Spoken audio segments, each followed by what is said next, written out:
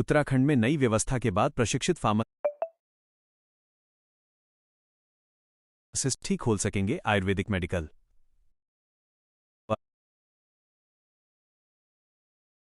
अब बिक्री को लाइसेंस जरूरी करीबा। देहरादून, मुख्य संवाददाता।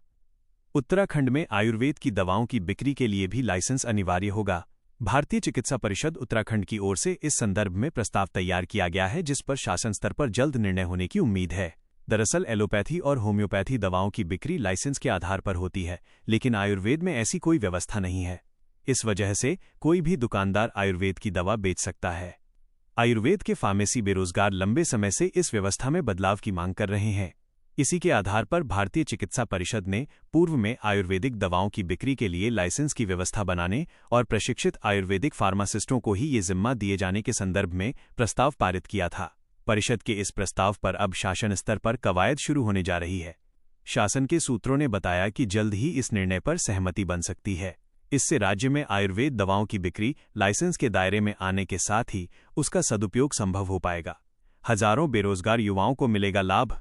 उत्तराखंड में 3000 से अधिक छोटी बड़ी दुकानों पर आयुर्वेद की दवा बेची जाती है, जबकि राज्य में आयुर्वेदिक फार्मेसी प्रशिक्षितों की संख्या 7000 से अधिक है।